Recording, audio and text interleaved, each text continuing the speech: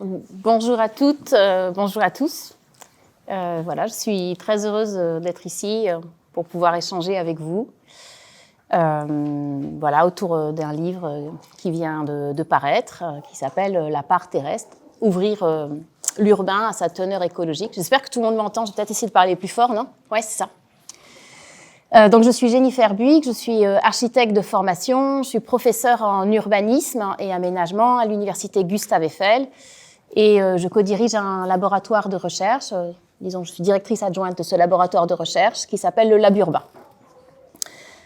Voilà pour ma présentation et là je vais vous amener à parcourir le livre, mais particulièrement je vais vous amener dans un territoire, je vous en prie, un peu de place par là si vous voulez.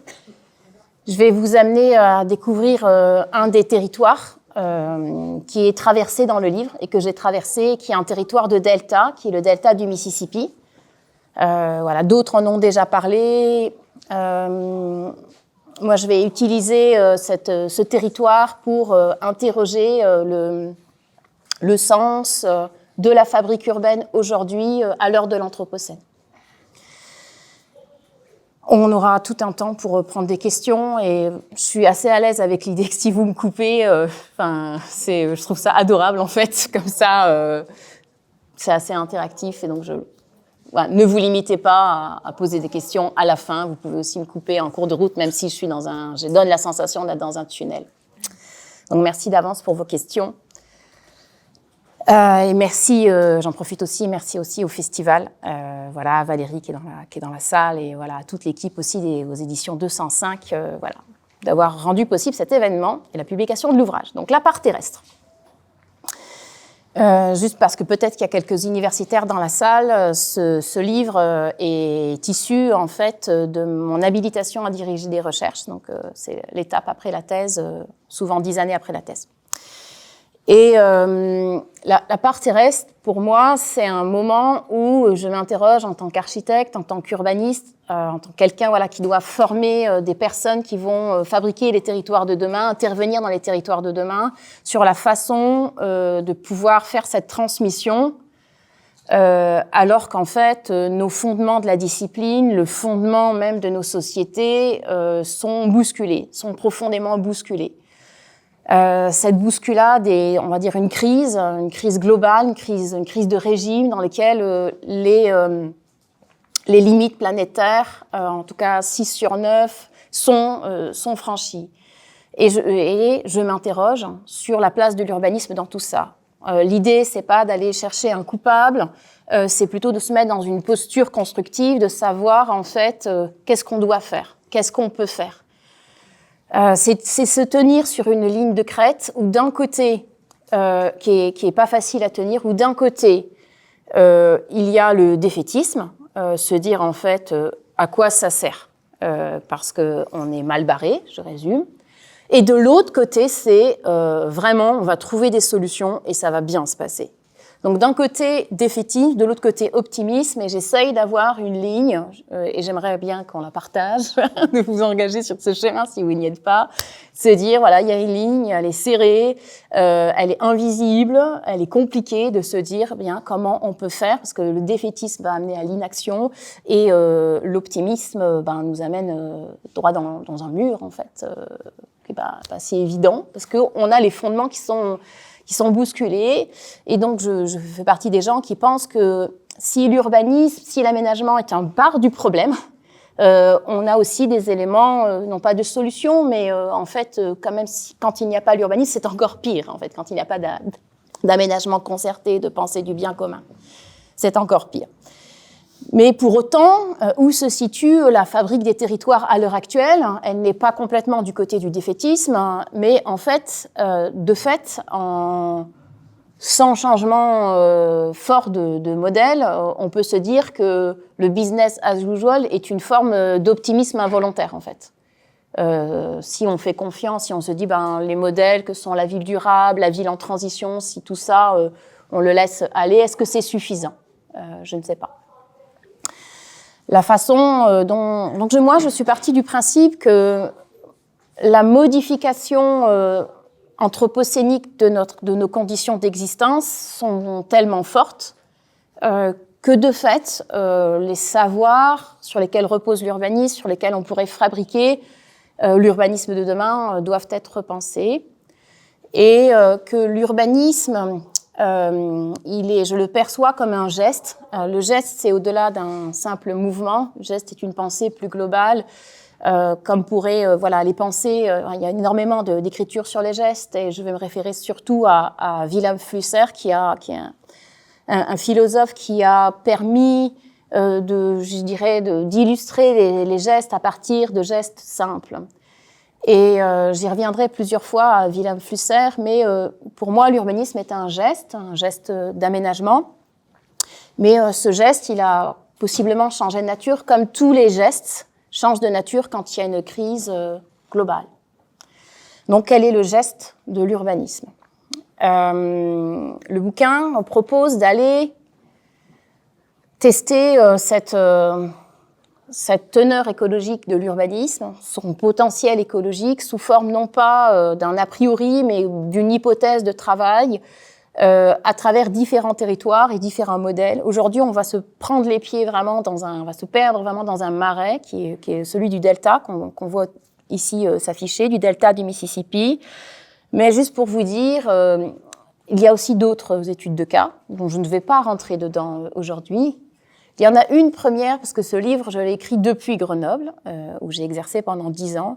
Et à Grenoble, la municipalité, ça fait deux municipalités de suite, 2 mandats de suite qu'elle est écologiste. Donc on pourrait avoir la sensation, depuis Grenoble, qu'un projet écologique de territoire, on connaît.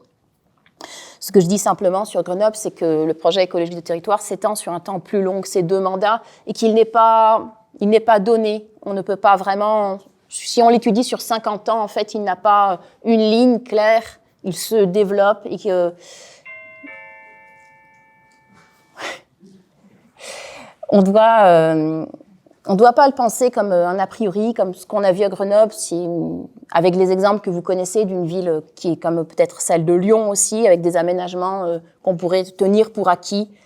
Et en regardant simplement sur le temps long, on voit qu'il est lié à un projet politique qui peut vraiment clairement évoluer, avec des moments où l'écologie peut être portée par des mouvements plus radicaux que ceux qui se trouvent au pouvoir.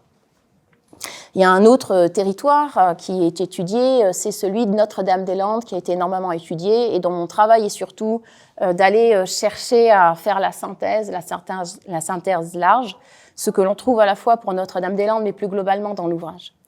Sur Notre-Dame-des-Landes, on voit bien qu'il y a une forme de discontinuité qui s'opère sur le devenir écologique des territoires, qu'il y a des luttes, que c'est pas linéaire, que ça se fait avec des frictions, que c'est pas un calme plat, il n'y a pas un long continuum, et ça pose aussi la question de la place de l'institutionnel dans la fabrique des territoires.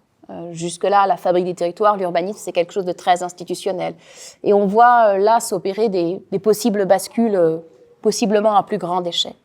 Et il y a un troisième territoire qui est abordé dans l'ouvrage, et avec aussi une série de photos, c'est le delta du Mississippi, j'y viens. Moi, j'ai découvert ce territoire en 2017.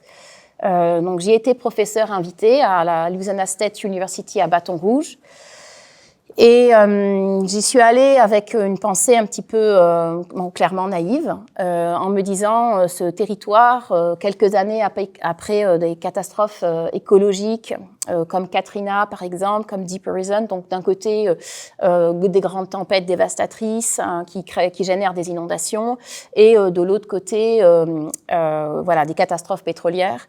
Forcément, en termes d'urbanisme et de façon très naïve, je le conçois, forcément l'urbanisme aura quelque chose à nous apprendre, une forme de résilience, aura, un gros mot, on va dire, innové. En fait, en arrivant sur place, je me suis surtout rendu compte qu'il avait disparu, qu'il n'y avait plus de formation en urbanisme, qu'elles ont été fermées, et que les acteurs de l'urbanisme, si tant est qu'ils avaient existé auparavant, en tout cas, ils n'existaient plus, mais vraiment plus. Et on pourrait y revenir, mais donc il y a les personnes sur place ont donc d'autres métiers ou sont partis ailleurs. Ce territoire, je vais vous le raconter. Donc, à travers une série d'enquêtes que j'ai faites depuis 2017, au démarrage seul, puis après en constituant une équipe de recherche, où on est allé à la rencontre de ce territoire, qui est un territoire à forte bascule écologique. Et je vais vous le raconter à partir de cette image, est une image en fait prise par la NASA, donc une image satellitaire. J'avais dit que je me lèverais pas pour les conditions de la vidéo, donc je vais rester là, mais pour vous situer, donc on est tout à fait au sud des États-Unis. Vous avez d'un côté, et donc en bas de cette carte, donc au sud vous avez le golfe du Mexique, la rivière qui traverse de part en part, c'est le Mississippi. Ce Mississippi, il est là, c'est juste un tout petit extrait parce qu'en fait il traverse tous les États-Unis du nord au sud. Et donc, il a un énorme bassin versant. Et là, on voit l'exutoire, donc là où il ressort, le delta ou l'embouchure.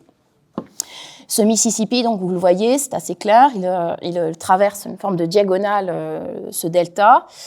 Il y a deux villes qui sont sur le Mississippi. Vous avez la Nouvelle-Orléans qui se situe ici. Donc vous voyez entre un lac qui est le lac Pontchartrain et le golfe, avec cette avancée du Mississippi presque dans la mer, qui se termine par ce que l'on appelle le pied d'oiseau, donc de la forme du pied d'oiseau. La deuxième ville que vous connaissez sans doute, ou moins, mais c'est Bâton Rouge, donc c'est la capitale de l'État. Et entre Bâton Rouge et la Nouvelle-Orléans, il faut compter une bonne 1h30 de route, pour vous donner un peu des éléments d'échelle. Le delta, c'est 400 km de large, 200 km de long. Et on voit que le delta, possiblement, il commence avant ce que je viens de vous dire, parce que vous voyez qu'il y a déjà là une autre rivière qui s'appelle la rivière Atchafalaya, qui en fait est un ancien lit du Mississippi et qui est une de ces rivières, aussi un exutoire du Mississippi, qui se déconnecte du Mississippi au-dessus de Bâton Rouge. Donc étudier ce delta, c'est étudier quand même un très gros morceau de territoire. C'est étudier un lieu qui est peuplé, donc c'est plus de 2 millions d'habitants, dont une partie à la Nouvelle-Orléans, mais en fait là vous avez tout un chapelet de petites villes, de communautés diverses, qui n'ont pas forcément les mêmes langues, qui n'ont pas les mêmes cultures, qui n'ont clairement pas les mêmes pouvoirs d'achat. Étudier ce territoire. Donc c'est un grand territoire, c'est un territoire à forte bascule écologique, parce que c'est un territoire qui est un territoire de delta, c'est le deuxième plus grand delta du monde, mais les territoires de delta sont des territoires qui connaissent une érosion particulièrement intense du fait du changement climatique. C'est un territoire de delta qui est dans le monde, on va dire, occidental, mais qui est proche de l'équateur. Donc, c'est presque un monde du Sud. Et pour nous, je dirais, depuis la France, depuis l'Europe, aller étudier ce territoire, c'est aller étudier le plus loin du plus proche. Enfin, je m'explique. On est dans le monde occidental, mais on est aux confins du monde occidental. Et on est là, la pointe la plus avancée de ce qui peut arriver, des conséquences, je dirais, d'un système anthropocénique. On est aussi, quand on étudie ce territoire-là, c'est un territoire paradigmatique de l'aménagement urbain, de l'aménagement humain.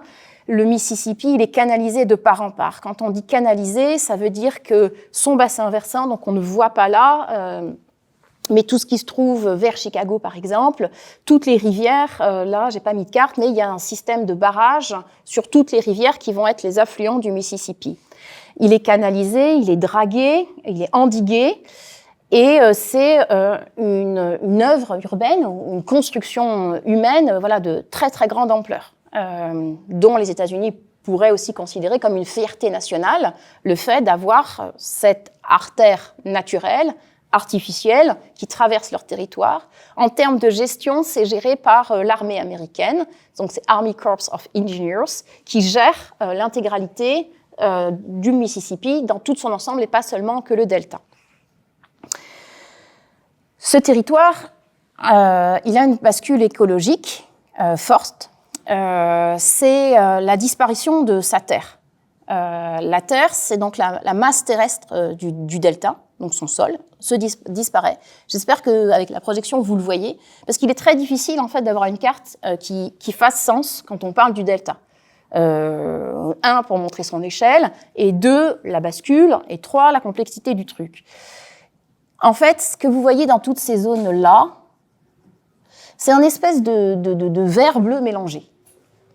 Ce que vous voyez ici, c'est un vert assez affirmé. Donc ça, c'est une terre, ça c'est de la terre. Ce que vous voyez en bleu, c'est de la mer. L'intermédiaire, c'est donc des zones interlopes. C'est des zones qui viennent d'être recouvertes ou qui sont en passe d'être totalement recouvertes par la mer. C'est donc une avancée de la mer qui ne se fait pas de manière linéaire. L'image le montre, je pense, assez bien. C'est comme comme l'image d'une éponge. Et cette avancée, elle n'est ni linéaire géographiquement, ni linéaire de façon temporelle. À chaque tempête, qui sont donc accentuées par le changement climatique, la mer avance encore plus. Donc elle fait une brèche. Elle va faire un trou d'éponge en plus. Pourquoi cette mer avance? Ce n'est pas tant le changement climatique qui l'a fait avancer que le suraménagement de tout le delta du Mississippi. En fait, de tout le Mississippi tout court. Là, sur un delta, la rivière, en fait, va de part et d'autre déposer ses sédiments. Le fait qu'elle soit totalement endiguée rajoute l'impossibilité de déposer les sédiments et aussi rajoute beaucoup de vitesse. Donc, ils vont droit au fond de la mer, les sédiments. Ce qui fait que, de fait, le delta devient une embouchure. Et la perte de terre va à un rythme très rapide. Donc, chaque heure, c'est la taille d'un terrain de football qui disparaît. Bon, on peut relativiser très cyniquement, c'est la taille d'un terrain de football américain. C'est plus petit qu'un terrain de football français. Somme toute, c'est dramatique. Et les terres, elles sont irrémédiablement enfouies. Le système est plus complexe que ça. Parce que vous avez aussi un autre type de couleur. Vous le voyez, vous avez des verts foncés. Et bien donc, ça, c'est de la terre qui se renforce. Le Mississippi, comme toutes les rivières, en fait, quand vous avez un delta, la rivière, en fait, elle creuse son chemin. Et en fait, elle va changer de lit régulièrement. Régulièrement, c'est pas tous les 5 matins, mais au moins tous les 1000 ans. Et là, si vous regardez bien la carte, vous vous rendez compte que le Mississippi, il prend presque le chemin le plus long pour rejoindre la mer. Donc la rivière n'a qu'une seule hâte, c'est de faire quoi? C'est de prendre le plus court chemin. Et donc de revenir, le plus court chemin aujourd'hui, c'est de prendre l'Atchafalaya River. Pour empêcher ça, il y a, du coup, je n'ai pas d'image sur ça, je l'ai pas amené, mais au-dessus de Bâton Rouge, par ici, il y a ça s'appelle un verrou en anglais, le lock. Il y a un énorme barrage qui empêche le Mississippi de prendre son cours normal aujourd'hui, de rejoindre l'Atchafalaya River. Mais de temps en temps, il va y avoir tellement d'inondations qui peuvent venir parce qu'imaginons que dans le Minnesota, il neige, donc le flux du Mississippi va être trop fort. Et si on laisse le Mississippi trop fort arriver dans la Nouvelle-Orléans, on va inonder la Nouvelle-Orléans. Donc, dans ces cas-là, on ouvre la porte du verrou, l'eau sort par là, mais quand elle sort, elle amène aussi des sédiments, et donc la terre remonte à différents endroits. Ça vous a brossé déjà une première entrée dans ce territoire, et voilà pourquoi moi, elle m'a bouleversée, parce que l'a priori d'avoir un sol n'est pas acquise dans ce territoire. L'a priori qu'on va penser le déplacement des populations n'est pas vraiment pensé dans ce territoire. Et puis, que la Terre se déplace, c'est aussi, soit elle se déplace de façon entre guillemets naturelle, ou soit, on va le voir dans d'autres endroits, elle est déplacée. Et ça, c'est quelque chose qui, je pense, nous interroge. On pourra aussi, au moment des questions, reparler des comparaisons avec d'autres deltas, celui de la Camargue. Je ne suis pas spécialiste, mais il y a quand même énormément de liens. Donc, je vais vous amener, j'ai fait la première image vous montre en fait des petites étoiles noires qui permettent de voir, on va aller dans différents endroits, c'est donc différentes captures photographiques que j'ai faites. Donc là, on va faire 32 points de bâton rouge, donc du 1 bâton rouge, et après on va grossièrement descendre jusqu'à la mer, voir différentes situations. Sur place, on a fait beaucoup de types d'enquêtes différentes. La façon dont je vais vous le restituer, c'est à partir de ces captures photographiques, qui en fait elles-mêmes n'existent pas vraiment, ces captures photographiques, parce que c'est un film qui a été fait. Donc c'est un film que j'ai fait à 2 endroits. Je l'ai fait dans le delta du Mississippi, qui est le delta embouchure du Mississippi, artificiel, et je l'ai fait à Chicago, qui est l'une des sources artificielles du Mississippi. C'est une source artificielle parce que les rivières ont été entièrement retournées pour renvoyer les déchets qu'on a envoyés dans les rivières il y a plus de 100 ans directement dans le Mississippi et qui arrivent après là. Et donc moi, j'ai fait des plans fixes de cette rivière, soit à Chicago et ici dans le delta du Mississippi, qui ont donné lieu à 2 films, mais là je vous le raconte qu'une seule petite partie dans le Mississippi et sous la forme fixe avec des images. Là, on est à Baton Rouge, donc on est sur une des capitales, la capitale de l'État. Le Mississippi est caché par ce brouillard, mais de façon générale, il est caché tout court. Il est très difficile de voir le Mississippi. Comme il est endigué, en fait, on ne peut pas le voir. Il m'a fallu plusieurs jours pour le voir. Et puis quand on traverse ce pont, il y a suffisamment de circulation pour ne pas le voir. C'est un pont extrêmement large. Il n'y a pas d'espace public aussi. Voilà, ça c'est une donnée de base. Voilà, non seulement le sol, il n'est pas forcément là, mais l'espace public, c'est pas vraiment la question. Le pont est à notre droite sur cette image, et donc je fais face au Mississippi. Il y a toujours cette brume, et là, on regarde, on tourne le dos à Baton Rouge, la cité en face de nous, industrielle. C'est le port de Port-Allen, et qui donne une idée de l'activité économique en fait des lieux. Si le Mississippi c'est si important qu'il passe entre Baton Rouge et la Nouvelle-Orléans, c'est qu'il y a toute une industrie pétrochimique très importante, notamment entre Baton Rouge, donc au nord, et la Nouvelle-Orléans au sud. Ça fait 150 miles, et sur ces 150 miles, il y a 100 industries pétrochimiques. Donc, si le Mississippi devait quitter son lit, il y a toute une industrie pétrochimique qui est très importante, non seulement pour l'État, mais pour les États-Unis en soi, parce que c'est la plateforme pétrolière des États-Unis en son territoire. Là, je suis dans un musée de l'eau, musée du Delta, c'est le campus de l'eau. Il est situé à l'endroit où je viens de prendre la photo précédente. Donc, cette photo précédente, il y avait une terrasse, j'étais dessus, et là, je suis dans le musée. Dans ce musée, il y a plusieurs représentations de ce que je vous racontais, donc cette érosion du delta. Et parmi ces représentations, il y a pas mal de coupes, mais il y a surtout une grande maquette. Cette grande maquette, elle est tellement grande qu'on peut marcher dessus. Donc, c'est un terrain de basket, grossièrement, un peu plus grande qu'un terrain de basket, je pense. Et on voit là une représentation qui, moi j'y ai eu accès, ce n'est pas facile d'y accéder, tout le monde ne peut pas marcher dessus, donc nous on était vraiment privilégiés, mais il y a plein de barrières pour y accéder. Donc cette conscience de l'érosion du delta, même quand moi je vous le raconte avec une carte et des images, c'est pas facile, vous allez voir, c'est pas forcément facile, mais pour un habitant, il y a plein de barrières qui font que c'est pas facile. Donc l'essentiel de la population n'a pas conscience de cela. Donc dans ce musée de l'eau, il n'y a personne, très peu de monde. Et ce que montre ce bout de maquette, où on voit le Mississippi qui serpente, là, c'est des systèmes de modélisation avec des capteurs en temps réel, où on peut tester le système de gestion des risques. Et les risques, vous avez compris, ils sont multiples. Donc, on a le risque de la montée des eaux de la mer, on a le risque de la gestion de l'eau du fleuve, mais on a aussi celle des rivières, on a les risques climatiques avec les tempêtes, donc ça peut s'accumuler. Quand on voit là le Mississippi, on voit bien les digues très droites, il n'y a pas de rive douce, et vous voyez aussi sur le fond, sur le lit, vous voyez une partie noire qui n'est pas l'eau, qui est une forme de sable plastique qui représente les sédiments. Donc cette maquette, elle permet de voir la gestion des risques à la fois de l'eau et les risques à plus long terme de perte de sol et de gain de sol. Là, ça vous donne une autre image de la maquette. Je vais rajouter juste cette image parce qu'on voit ici le Mississippi, les capteurs, tout ça, mais on voit ici des formes de brèches. Voilà. Ça, c'est des nouvelles formes de brèches qu'on appelle des dérivations sédimentaires qui permettent de faire des trous dans les digues pour pouvoir permettre temporairement d'envoyer des sédiments et donc de refaire du sol à certains endroits. Alors sur ce refaire du sol à certains endroits, on n'est pas habitué avec cette idée-là, je pense, et qui somme toute est assez intéressante puisque l'idée c'est quand même, je ne veux pas défendre cet aménagement, mais j'essaie de trouver aussi des choses que je trouve très intéressantes, c'est finalement d'essayer de renaturer ce cours qui n'est pas naturel. Par contre, l'échelle de ces dérivations sédimentaires est énorme et il n'y a pas la moindre concertation avec les communautés qui pourraient être impactées par la création de ces dérivations sédimentaires.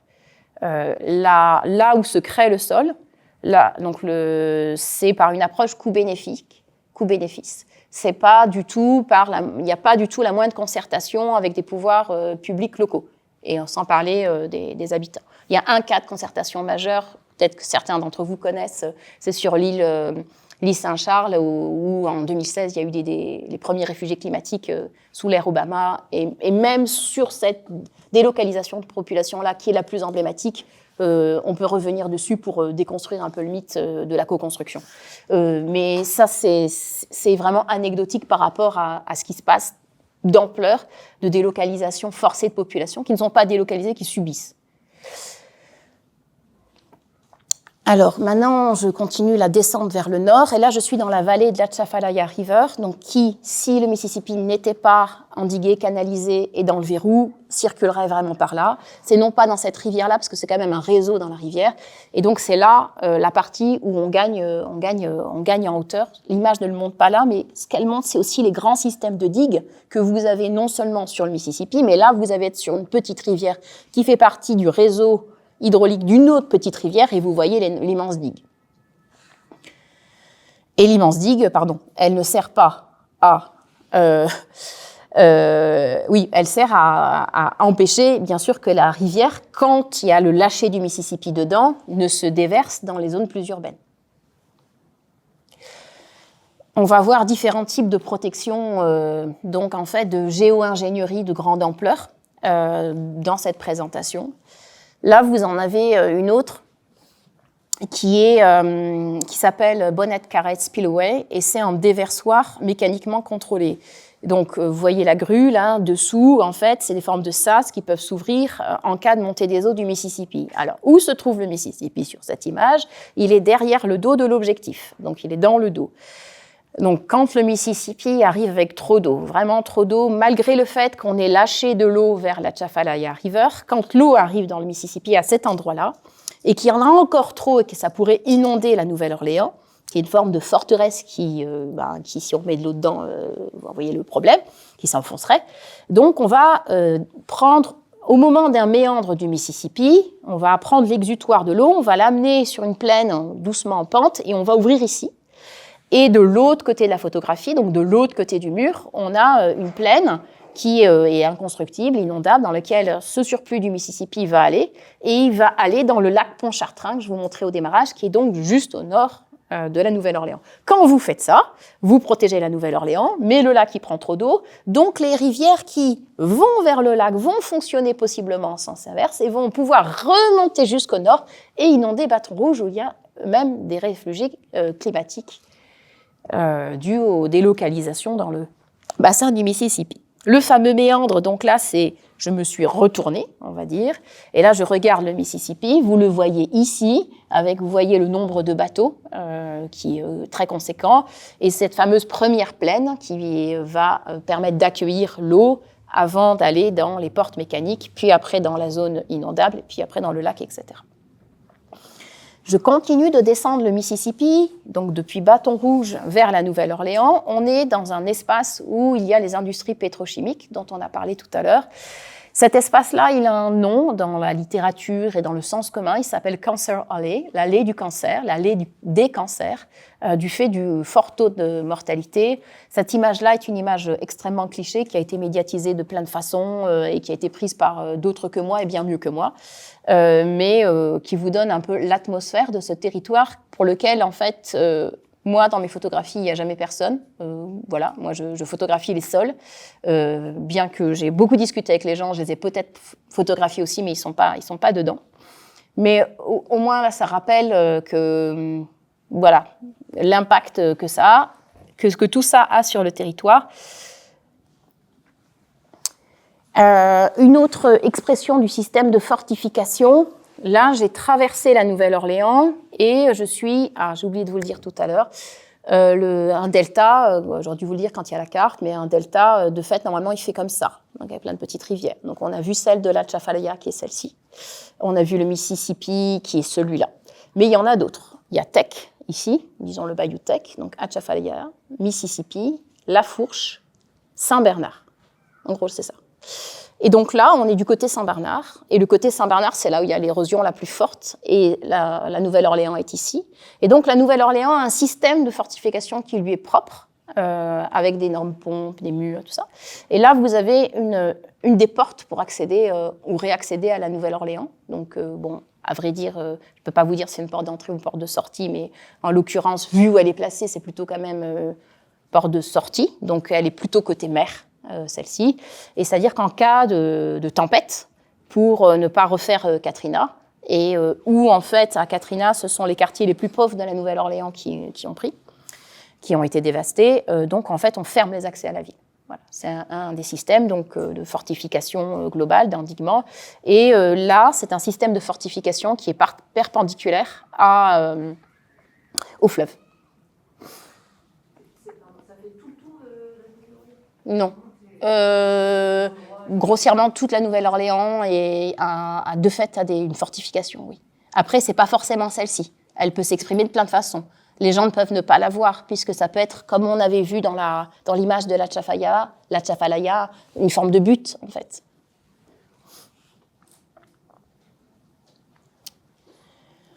Je vais quitter un peu le système des fortifications qui vous montre en fait que ces fortifications ou ces protections elles se créent à plein d'échelles pour aller revenir sur la question de la terre et du sédiment.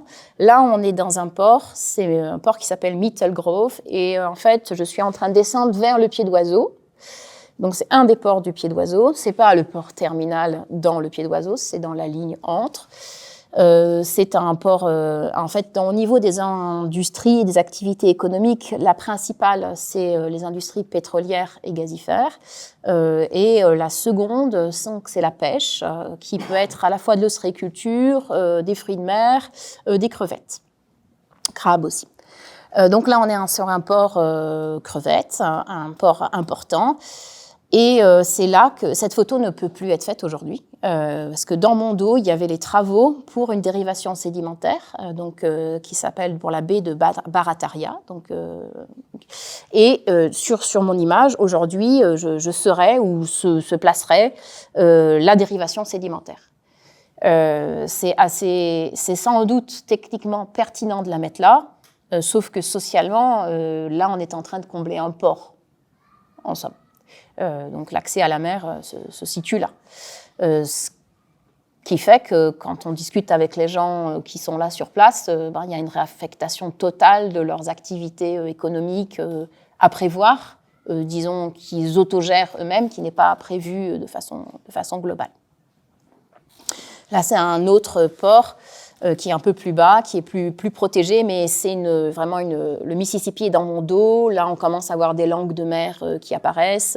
Et quand on voit la hauteur des bâtiments sur pilotis, on peut commencer à percevoir la précarité du dispositif. Là, je suis dans le Pied d'Oiseau. Voilà.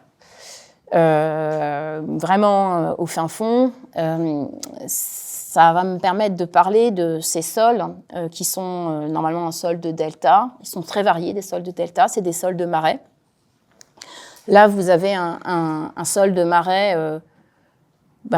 assez précaire, parce que vous avez vu que ce Pied d'Oiseau, ça est en voie de disparition. Mais on commence à approcher d'une image assez emblématique du delta, du Mississippi, avec les bayous, des situations entre terre et mer, et qui sont elles-mêmes, ces situations de marais sont elles-mêmes dans des situations très contrastées. Donc là, je vais avoir une série de photos sur les marais. Là, c'est un marais dans la vallée de la Tchafalaya River. Donc, on est un peu remonté. Et comme c'est un marais qui récupère des sédiments, maintenant vous avez tout pigé, donc c'est un marais qui s'assèche pour devenir une forêt. Donc, c'est possiblement la fin du marais. Avec le marais, il y a toute une biodiversité. Quand on prend une image comme celle-ci, là, on commence à être dans les clichés louisianais. Donc, on est sur un... J'ai jamais bien réussi à faire la distinction, il faut être très prudent, est-ce que c'est un bayou, est-ce que c'est un lac. Donc là, nous sommes sur un étang, je crois. Mais de toute façon, il ne faut pas trop s'attacher, puisque comme les géographies changent, possiblement ton bayou va devenir bayou, c'est rivière, va devenir un lac, etc. Là, il s'agit d'un étang qui est... je vais toucher le machin. Un étang artificiel. Enfin, non, pas artificiel. C'est un étang qui, dans les zones, en fait, de delta, va être inondé de temps en temps. Et, en fait, l'eau va pouvoir sortir. Ce qui fait que c'est ça qui donne à la Louisiane ces paysages-là, où on a ces arbres, qui sont ces cyprès, qui poussent, qui donnent la sensation de pousser dans l'eau. Or, avec les systèmes d'endiguement, notamment dans la vallée de la Chafalaya River, où il faut empêcher l'eau de sortir à tout prix, notamment quand on fait les déversements de l'eau du Mississippi, eh bien, l'eau se trouve bloquée dans ces vallées. Et quand l'eau est bloquée, elle ne peut pas s'évacuer, donc les arbres, là, sont encore vivants, mais ne peuvent pas se reproduire, parce que la graine qui tombe ne peut pas, en fait, refaire arbre. Si on perd la forêt, si on perd l'arbre, on repère encore plus rapidement de la terre. Du coup, là, on en voit une qui était une forêt. Donc, sur la carte, moi, quand j'y suis allée, c'est forêt. Mais bon, j'y suis allée quand même en sachant que c'était plus une forêt. Mais on a toujours... c'est jamais si simple, en fait. Et oui, explorer un delta, ça se fait... les premières années, je n'avais que la voiture. Et puis après, on s'est arrangé aussi pour faire des parties. En fait, il y a la moitié des films ou des photos qui sont sur de l'eau. De fait. Et donc là, on voit clairement une forêt où il y a un lac. Donc, c'est un lac. C'est encore un lac d'eau, on va dire, fluviale, et non pas d'eau salée, ce qui aurait accentué le problème beaucoup plus vite. Mais on voit que sur cette photographie, une bonne partie des arbres sont morts. Et on voit bien que la forêt est très clairsemée. Ça m'intéresse beaucoup, moi, de faire des photographies, des photographies comme des archives, en fait, et de pouvoir retourner les faire. Là, on le fait dans un territoire, je fais un aparté de forte bascule écologique, mais voilà, à une autre échelle, je fais pareil sur les rues de Paris. Voilà. Donc là, je vais faire une toute petite série de photos, mais c'est quand même un détour pour vous montrer que malgré tout, là, on est au bout du Bayou Teck. C'est un bayou où on a une culture du tourisme. C'est plutôt du loisir, du tourisme. Là, donc là, c'est des villégiatures privées de pêcheurs avec des ponts, des decks privés. Qui sont quand même très très élevés. Vous voyez les installations des maisons. C'est la baie Vermilion, c'est une des baies emblématiques de la Louisiane. C'est là où il y a tout un univers en Louisiane de la bonne nourriture, notamment avec les fruits de mer. Et là, vous avez une réserve naturelle qui semblerait une île aux oiseaux, on va dire, en pleine mer. Et je vais commencer la série de photographies qui va aller de plus en plus vers la mer. Là, c'est un paysage, je dirais, qui est à peu près inchangé, mais on va être après sur des paysages submergés. La baie Vermilion, je disais, c'est un endroit où on va pêcher donc les fruits de mer et où on en commence à avoir un paysage qui est en bascule, mais en même temps, c'est un paysage plutôt de privilégié, donc intermédiaire. Une vue vers le golfe, qui est une vue qui sait, est-ce qu'elle a toujours existé, cette vue du golfe, que sais-je, et est-ce que ça donne à voir ce que ce sera le reste, je ne sais pas. Je n'ai pas grand-chose à dire dessus. En tout cas, ça continue d'attirer, il y a des résidences, de la villégiature, mais à peine quand on tourne le dos de cet univers qui paraît assez agréable. En fait, on peut se trouver confronté à des feux. Ce sont des feux que l'on trouve pas mal aux États-Unis. Je les ai retrouvés aussi à Chicago, on les trouve à d'autres endroits. Je ne suis pas une spécialiste des feux raisonnés, mais donc ce sont des feux pour les cultures, donc pour pouvoir fortifier le système racinaire. Et c'est une façon dont les agriculteurs, en fait, et vous voyez, il y en a plusieurs au même moment, une façon dont ils s'arrangent pour pouvoir garder de la terre, en fait. Donc parce que le troisième revenu économique, c'est l'agriculture. C'est une agriculture qui est double, c'est à la fois riz et à la fois écrevisses. Les fameuses écrevisses américaines qui sont un peu grosses, un peu rouges, tout ça. Et en fait, elles fonctionnent en alternance. Donc une fois le riz et après on met les écrevisses, etc. Et là, on voit qu'on est quand même sur un territoire le Bayou Teck, récupère en fait pas mal de terre. Mais même quand on est dans un territoire où on récupère pas mal de terre, il faut quand même la consolider, cette terre, et c'est loin d'être gagné. On va aller dans des... Là, on est plus proche d'un autre bayou qui est le bayou La Fourche. Donc, quand on prend les doigts là, on est sur celui Atchafalaya-Nana, pardon, c'est moi, il est là, et le Mississippi est là, et La Fourche. Et sur celui-ci, donc, il y a une érosion très forte. Ce que l'on voit sur cette image, on voit un territoire, on ne sait pas trop le qualifier, de façon, avec nos mots, une espèce de sensation de friche, somme toute. On voit au fond la mer, effectivement, qui est très proche, donc ça veut dire que le bayou est dans notre dos. Et on a une maison extrêmement surélevée, on ne sent pas trop qu'elle est habitée. Effectivement, elle est abandonnée. On voit aussi un espèce de ponton qui permettait d'accéder à la maison, qui est dévasté, et voilà, une espèce de tracteur en attente, parce que je pense qu'il va venir chercher la maison pour pouvoir l'évacuer. La mer avance, donc il faut évacuer la maison qui se trouve en dehors d'un système de fortification. Alors, l'essentiel des maisons se trouve en dehors de systèmes de fortification, bien que je vous ai parlé beaucoup de systèmes de fortification. Mais là, on est très proche d'une communauté. Une communauté, là, dans cette phrase-là, ça veut dire une forme de ville. C'est une communauté cajun de pêcheurs crevettiers, plutôt avec des revenus entre moyens et conséquents. Et cette communauté donc francophone a... Pour se protéger, imaginez d'abord, c'est délocalisé. Donc c'est une communauté qui est basée sur un des bayous, et donc qui est potentiellement aussi attaquée par la mer de l'extérieur. Et donc elle s'est d'abord un peu déplacée, beaucoup déplacée, en remontant vers le nord, mais elle a aussi créé un système de digue qui lui est propre, tout autour d'elle, et cette maison est en dehors de la digue et de la fortification. Juste pour vous donner un peu l'idée de la façon dont se fabrique cette forme de digue, les digues, elles sont créées, en tout cas dans cette communauté, elles sont techniquement créées en fonction des capacités économiques des habitants. C'est-à-dire, plus on peut lever d'impôts, c'est un endroit dans cette commune où on lève un impôt, pour se protéger, et en fonction de la capacité d'imposition en fait, des populations, on va avoir une hauteur de digue qui va être définie. C'est pas que des digues, c'est des systèmes en fait de pompage aussi, où vous avez en fait des pompes pour extraire l'eau de la ville vers l'extérieur. Parce que avec les digues, le problème c'est quand il pleut, ça reste, donc il faut sortir. C'est donc une ville, pour vous remettre un peu en tête.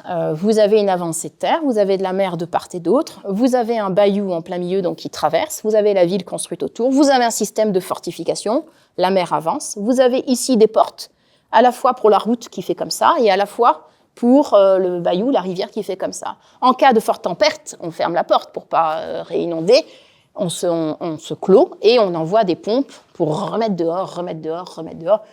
Mais vous vous rendez bien compte qu'au bout d'un moment, on devient une île. On est susceptible de devenir une île. À quel point peut-on maintenir, jusqu'à quand peut-on maintenir la Terre ?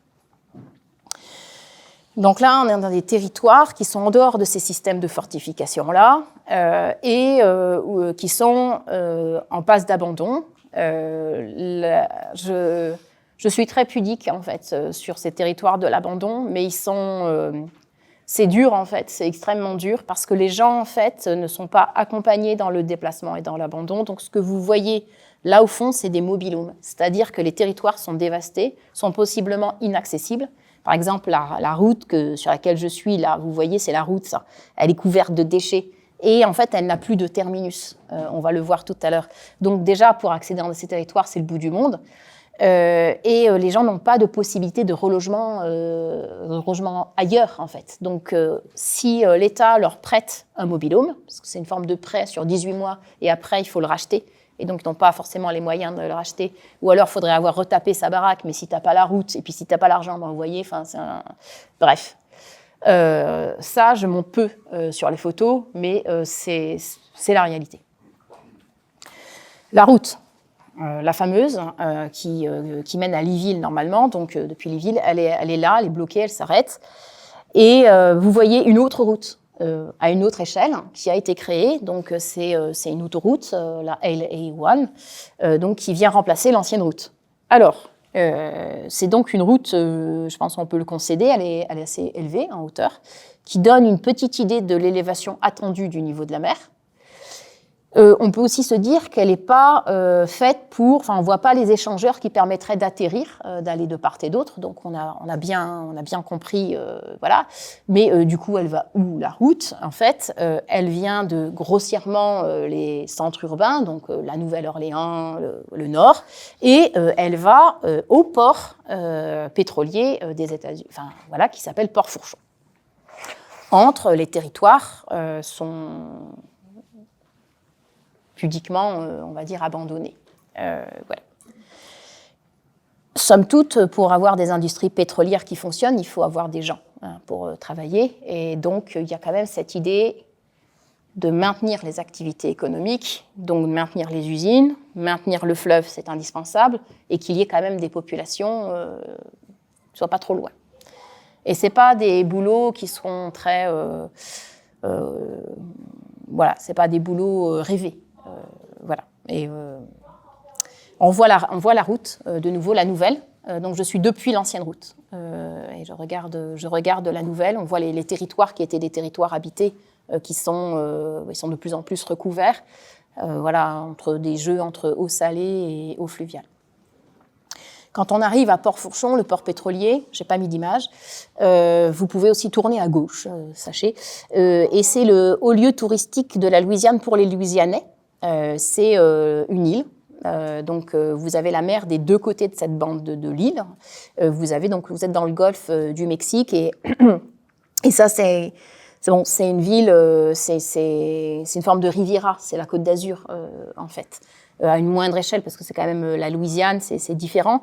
Mais ce territoire a été dévasté, redévasté, et le niveau d'infrastructure est en train de s'étioler, bien que les personnes essayent de réinvestir, sans que ce soit vraiment dit, il est clair que ce territoire sera abandonné. Les systèmes de fortification au niveau de cette plage. Et là, on rentre dans les parties plus maritimes. Donc là, je suis dans le Golfe et on est parti. J'ai un doute sur l'ordre des photos, mais je pense que vous m'excuserez parce que je pense que comme moi, vous êtes un peu perdus. Mais là, on est. Je ne sais pas pourquoi elle est là. Je ne sais pas vraiment.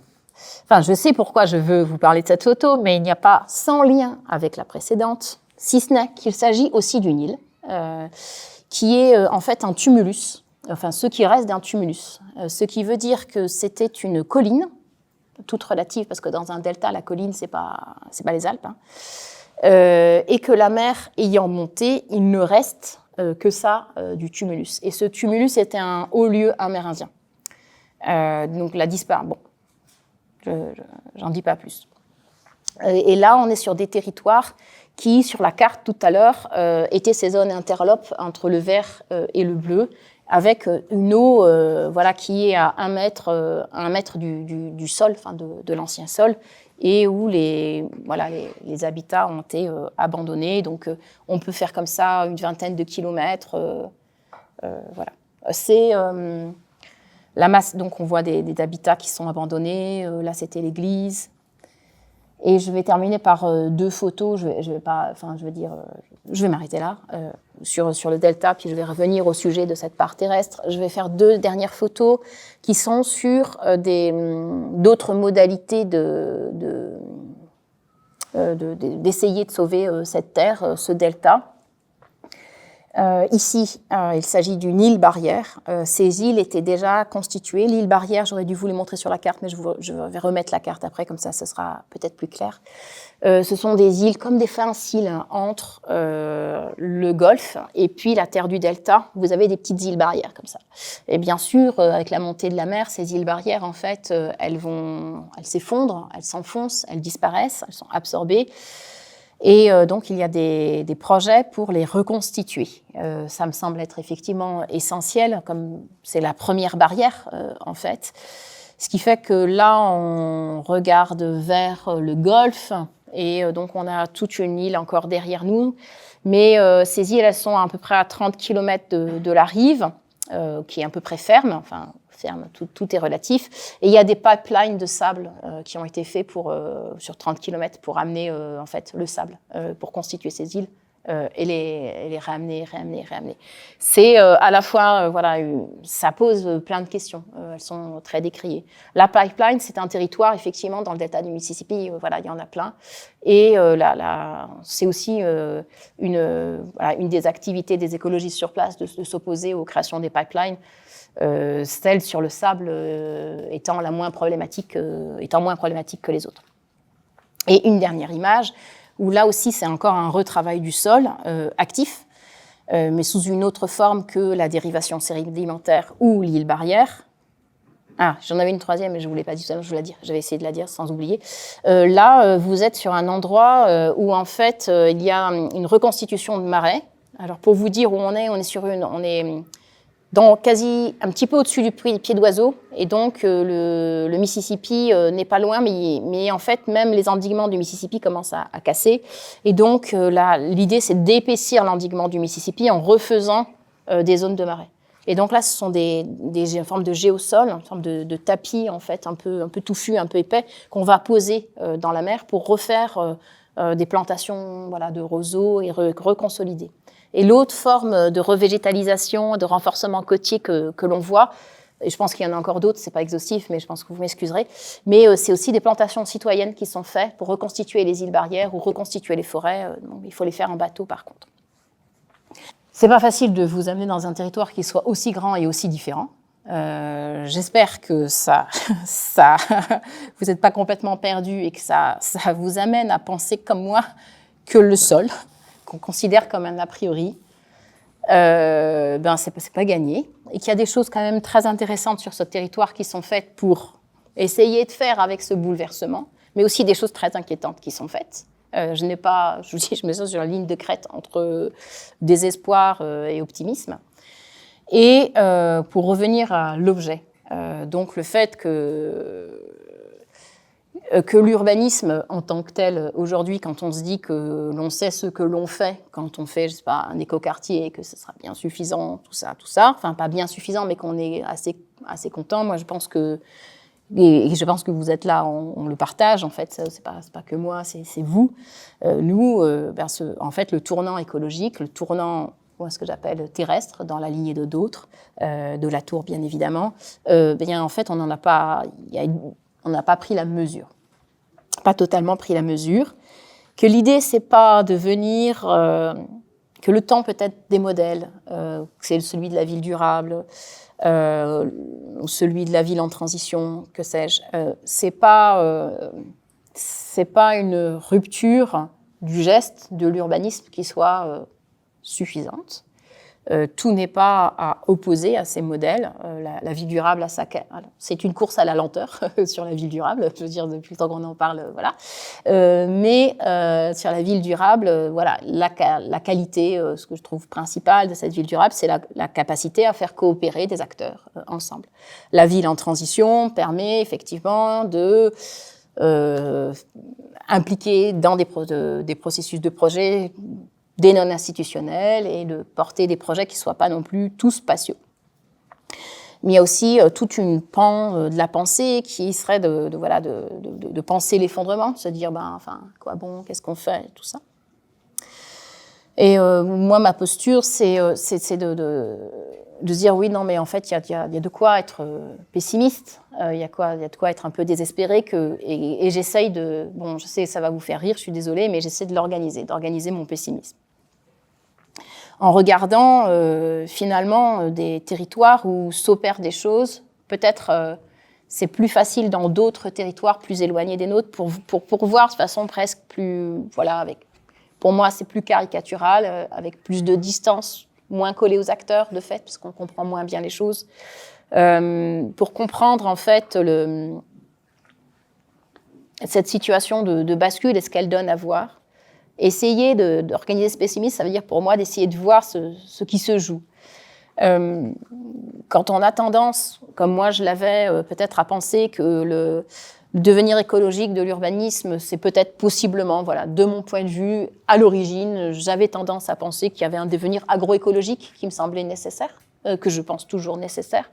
Je pense que vous voyez ce que je veux dire avec l'agroécologie de façon générale, qui pourrait se regrouper derrière cette idée que c'est penser global, agir local. tout à fait cohérente, voilà, qu'on retrouve là dans les travaux, voilà, surtout sur l'agriculture par exemple, mais aussi l'alimentation. Ce que l'on voit sur ce territoire, c'est pas exactement ça. C'est pas vraiment de l'agroécologie. Et ça pourrait peut-être plus se rassembler derrière une autre forme de courant qui ne serait pas agroécologique, mais qu'on pourrait qualifier de la dark écologie, en fait, l'écologie du noir, non pas c'est pas l'écologie du vert, l'écologie du noir. C'est-à-dire, c'est une notion qui a été avancée par un philosophe américain qui s'appelle Timothy Morton, qui a écrit sur cette dark écologie pour dire c'est l'écologie des grands objets, en fait, du grand. Des grands éléments, donc on peut dire la pensée du changement climatique, la pensée des éléments. Donc là, c'est clairement, dans celui-ci, c'est la pensée de la terre, du sol, de ces éléments qui nous prennent comme dans un filet, en fait, dans lequel on est pris, et qui donne aussi voilà, qui recouvre en urbanisme tout un champ, au-delà de ce qui se passe là dans le delta du Mississippi, mais qui recouvre en urbanisme tout un champ vaste en fait de pratiques, par exemple penser les systèmes alimentaires, penser le métabolisme urbain, la politique de l'air en ville, les îlots de chaleur, qu'on pourrait rassembler derrière une autre forme de courant, pas forcément à opposer à celui dont je viens de parler sur l'agroécologie, mais voilà, de la dark écologie, de l'écologie du grand. Et puis un autre que l'on voit dans ce territoire, j'ai pas particulièrement insisté sur ça, mais sur des territoires par exemple comme la Notre-Dame-des-Landes, c'est des choses que l'on voit bien, c'est de se dire que l'écologie c'est pas tant une question que d'objets qui soit nous traversent comme dans la dark écologie ou soit qu'on peut façonner agroécologiquement, mais c'est aussi la relation à ces objets environnementaux. Et ça, c'est un courant qu'on pourrait écologie de la relation, écologie des profondeurs de l'intime, qu'on peut aussi retrouver dans ce territoire, mais comme j'en ai déjà parlé pendant longtemps et que j'ai rien contrôlé de l'heure, je vais pas m'étendre là-dessus. J'aime bien dire que je vois, moi, ces trois figures d'un tournant terrestre de l'urbanisme qui avancent communément, peuvent s'hybrider, et que ces courants-là, en eux-mêmes, en fait, ce n'est pas un exercice linéaire d'application. Je le disais, il y a une possible rupture de geste. Je vais l'aborder à partir des travaux de Johanna Massey, où Johanna Massey est une éco-psychologue américaine qui était l'une des premières à réfléchir à la résilience, non pas telle qu'on l'applique nous dans le champ de l'aménagement, de l'urbanisme, mais de la résilience des individus et la résilience appliquée aux bouleversements environnementaux, climatiques. Elle a plusieurs travaux, et celui qui est le plus connu, c'est le travail qui relie. Il y a tout plein d'ateliers, peut-être que certains d'entre vous connaissent, ou sinon je vous invite à les découvrir. Et en fait, Johanna Massey, elle propose à titre individuel des formes de lignes de conduite que j'ai essayé de reprendre et de voir en quoi elles pouvaient se réadapter dans le champ de l'urbanisme, de l'aménagement, dans le cadre de cette bascule terrestre. En se disant que oui, tous ces modèles, c'est possible, c'est-à-dire la ville durable, tout ça, sans s'opposer à ça, parce qu'ils créent toujours, en fait, sur ces modèles, toujours des contre-modèles, mais en essayant d'absorber les contre-modèles, les oppositions, et en essayant d'absorber aussi les différentes formes que peuvent prendre cet urbanisme écologique, c'est-à-dire agroécologique, le dark et le deep. Et la façon dont elle m'a conduit à penser cette articulation, c'est de se dire que le tournant terrestre de l'urbanisme pourrait effectivement reposer sur trois fondements que l'on ne peut porter seul. Voilà. Premièrement, susciter des alternatives. La ville durable en est une. Donc il n'y a pas d'opposition sur cette alternative. Créer des alternatives. La ville en transition, le faire avec de l'agroécologie, le faire avec une relation intime avec des éléments environnementaux, le faire avec une pensée de l'eau comme on le voit là et du sol. Donc, susciter des alternatives. Ces alternatives, elles peuvent se faire évidemment à pleine échelle. C'est un élément, je pense que ça a fait assez consensus, et c'est même assez mou, je dirais, puisque on en est tous là à essayer de chercher des alternatives. Mais elle ne propose pas que ça, elle en propose donc 3 au total, et elle les voit, ces 3, comme un tabouret qui s'il manquait un pied, ça ne peut pas fonctionner. Le deuxième, c'est s'opposer. Ça veut dire que dans le tournant écologique, il y a quelque chose qui pourrait être intégré, c'est le fait d'intégrer d'office le fait que d'aucuns vont s'opposer. S'opposer à un pipeline, s'opposer à une pipeline de sable, s'opposer à la disparition de sa propre maison, de sa communauté, s'opposer, se liguer, s'opposer. Ces niveaux d'opposition c'est tout un champ de recherche qui n'est pas spécialement le mien, qui existe, qui, je pense, pourrait être consolidé, mais quand on commence à faire rentrer dans le tournant de l'urbanisme les aspects d'opposition, ça veut dire qu'on rentre aussi, on challenge la question de l'institution. Si l'urbanisme a, depuis sa création, plutôt été du côté de l'institution, particulièrement en France, quand on se dit que le tournant ne peut pas se faire dans un jeu linéaire, politique, avec une alliance étroite entre politique et technique, là, on est déjà sur une proposition qui, je pense, est plus difficile à admettre, mais ce n'est pas un modèle politique constant. Voilà. Et la troisième, qui pour certains d'entre vous veut dire oui, pour d'autres, ah bon, c'est de se dire que au-delà de susciter des alternatives, au-delà de s'opposer, qui, je le rappelle, ne peut pas toujours être tenu par une seule et même personne qui devrait prendre d'office les 3 casquettes en permanence, mais au moins que ceux qui créent des alternatives ne tapent pas systématiquement sur ceux qui s'opposent, et inversement. Et la troisième bande que je vois, c'est celles et ceux qui participent au renouveau des perceptions. Par exemple, sur ce territoire, comme je l'ai mis en exergue aujourd'hui, je m'en sers pas mal d'exemples dans le propos, mais dans ce territoire, l'essentiel de la population n'a pas conscience de ce dont on vient de parler, du système de fortification, du risque à habiter dans la zone, etc. Donc il y a une nécessaire transmission des choses, et puis comment les dire, avec quels mots, avec quels objets. Donc voilà, le film, la photo, d'autres, voilà, je sais pas, juste avant dans cette salle, il y avait faire des affiches, en impliquant des publics, et il y a des balades urbaines, et je sais que vous êtes nombreux dans la salle à en faire de plein de façons, donner à voir les territoires, ce renouveau des perceptions. Et ces 3 choses qui sont assez basiques finalement dans le champ, mais de les considérer comme indissociables d'un tournant. Si on enlève le renouveau des perceptions et qu'on garde des alternatives et des oppositions, on est à un régime de pensée constant. Donc ça veut dire qu'on ne peut pas concevoir que... Là, peut-être que moi, j'ai parlé des éléments que je trouvais pris comme a priori pendant longtemps dans l'urbanisme, comme l'eau, comme la terre, par exemple, le fait qu'on ait un sol, mais que de fait, ils ne sont plus des a priori. Bon, ça, c'est le renouveau des perceptions, en fait, qui nous dit, voilà, là, c'est de la pensée de la tour, la zone critique, il y a plein de choses. Donc, c'est renouveau des perceptions.